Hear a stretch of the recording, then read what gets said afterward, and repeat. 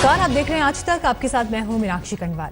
विकास और जंगल राज के मुद्दे पर शुरू हुई थी बिहार की चुनावी जंग, लेकिन पहले दौर का चुनाव होने से ठीक पहले विकास और जंगल राज की जगह सिर्फ लालू ही लालू छाए हुए हैं। चुनावी चक्रव्यूह में फंस गए हैं लालू। बीफ को लेकर ऐसा बयान दिया कि लाख सफाई के बावजूद अब विवादों से पीछा नहीं छूट रहा। चौतरफा हमले उन पर हो रहे हैं, यहां तक कि कल तक वो जिनके हीरो थे वो भी अब उनसे नाराज होने लगे हैं। तो खाता है, हिंदू में नहीं खाता क्या भी? हम भी पागल हो जाएं। लाए तो गए किए हैं कि मांस खाने के लिए हम लोग के काहे कहेंगे कि मांस खाएंगे।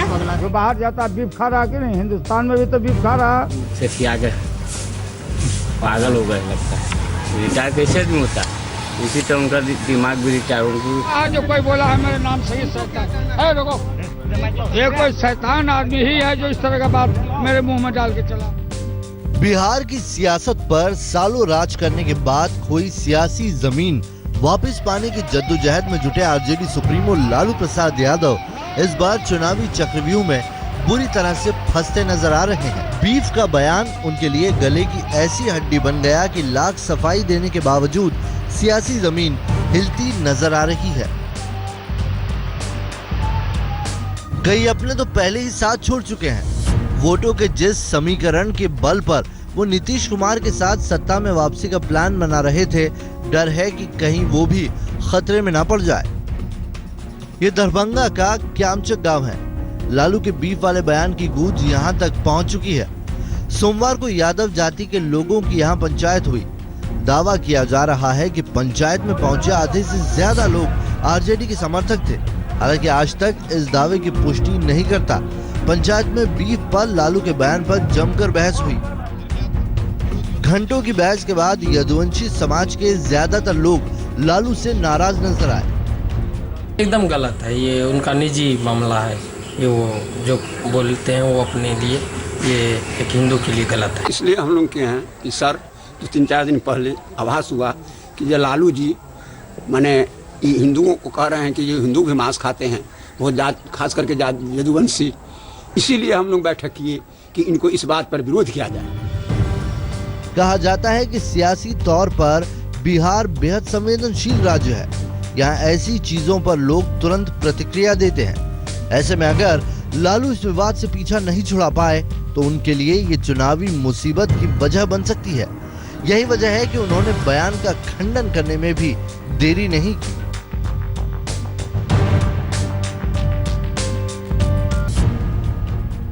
लेकिन लालू की इस सफाई पर भी विवाद खड़ा हो गया। दरभंगा की सीजेएम अदालत में इस बयान की वजह से लालू पर केस भी दर्ज हो चुका है। खैर, कानूनी लड़ाई तो लंबी चलेगी, लेकिन जनता की अदालत का फैसला आने में ज्यादा देर नहीं लगेगा। अपने बयानों की वजह से जिस चक्रव्यूह में लालू घिर गए हैं, क्या उसे वो भेद पाएंगे? दरभंगा से प्रहलाद कुमार के साथ आज तक ब्यूरो। क्या बीफ पर लालू का बयान बिहार चुनाव में आत्मघाती साबित होगा? इसका जवाब तो चुनावी नतीजे से मिलेगा, लेकिन फिलहाल उन्होंने बैठे बिठाए बीजेपी को बड़ा मुद्दा दे दिया है। यही वजह है कि संघ प्रमुख भागवत के आरक्षण वाले बयान से बैकफुट पर चल रही बीजेपी अचानक फ्रंट फुट पर आ गई है।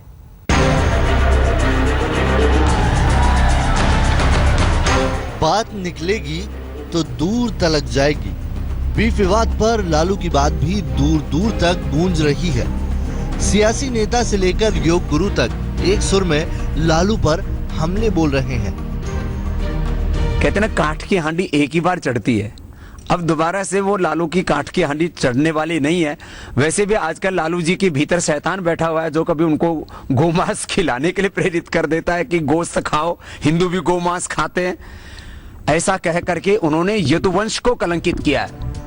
मिशन 185 प्लस में जोर शोर से जुटी बीजेपी को जिस मुद्दे की तलाश थी, लगता है आरजेडी सुप्रीमो लालू प्रसाद यादव ने उसे बैठे बिठाए दे दिया।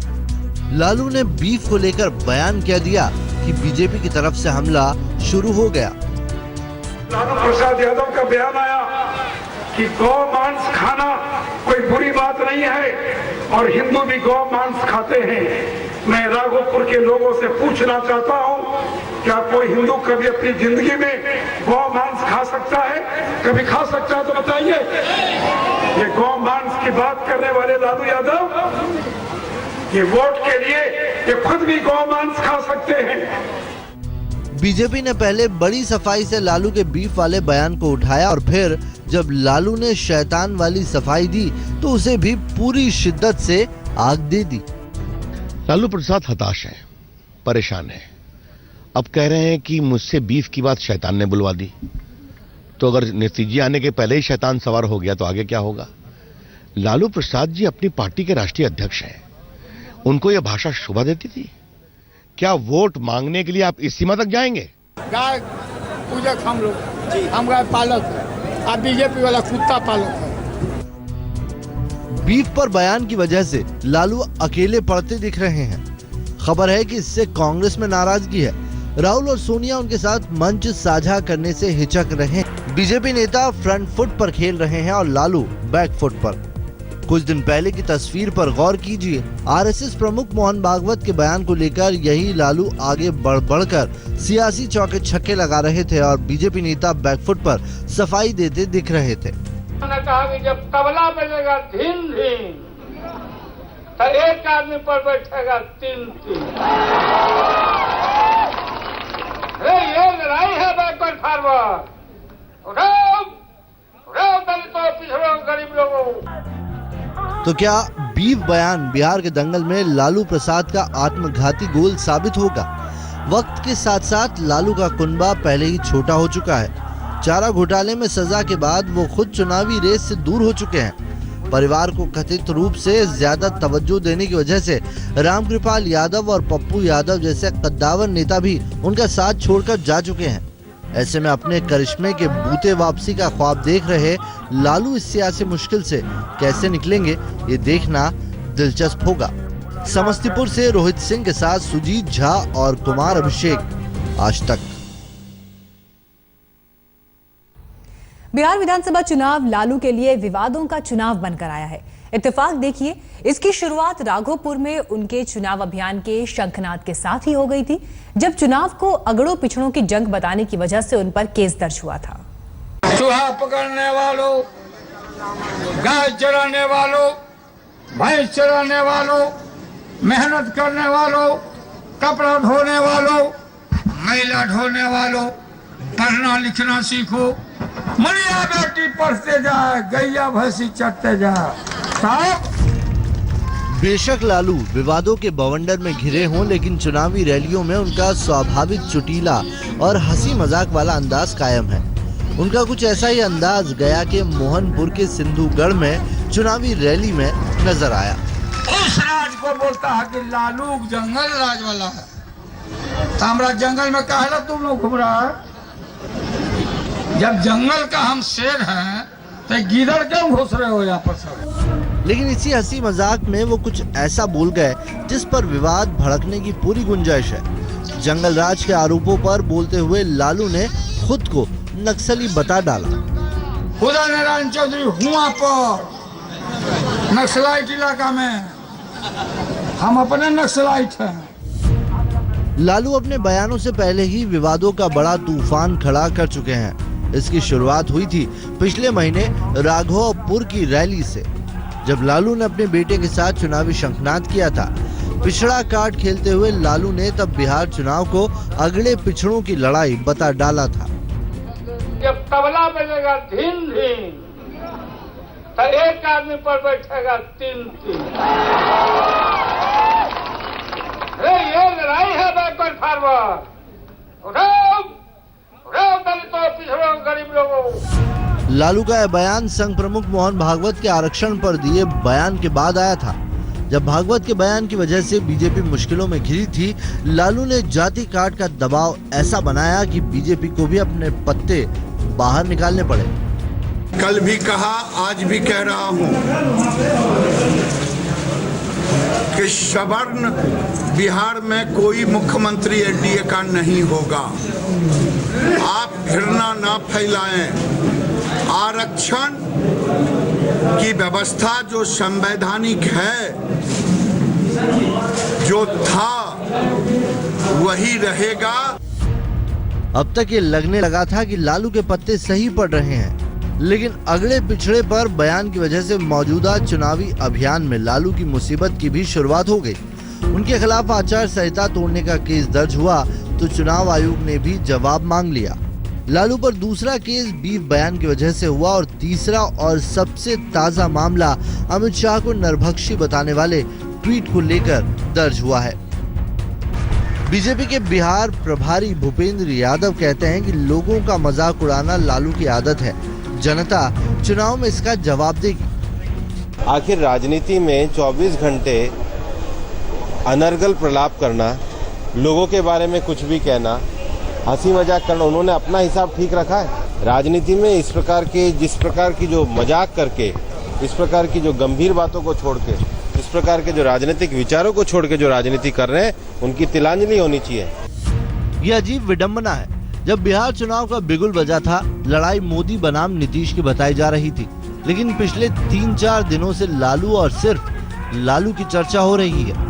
विकास और जंगल राज पीछे छूट चुका है। गया से पंकज कुमार के साथ सुजीत कुमार झा, पटना, आज तक। लालू तो विवादों में हैं ही, लेकिन उनके दोनों बेटों पर भी विवाद आ गया है। नामांकन भरते वक्त दिए गए हलफनामे में उनकी उम्र को लेकर सवाल उठे हैं। हलफनामे में दी गई जानकारी के मुताबिक लालू के बड़े बेटे की उम्र छोटे बेटे से कम हो गई है। बड़ा बेटा छोटा हो गया, छोटा बेटा बड़ा हो गया। यह अजीब किस्सा है आरजेडी सुप्रीमो लालू प्रसाद के बेटे तेज प्रताप और तेजस्वी के चुनावी हलफनामे का। अब तक दुनिया यही जानती थी कि तेज प्रताप लालू के बड़े बेटे हैं और तेजस्वी छोटे, लेकिन चुनाव आयोग के हलफनामे से खुलासा हुआ कि तेजस्वी बड़े हैं और तेज प्रताप छोटे। हलफनामे के मुताबिक तेजस्वी की उम्र 26 साल और तेज प्रताप की उम्र 25 साल है। हलफनामा जैसे ही सामने आया, बीजेपी ने लालू परिवार पर हमला बोल दिया।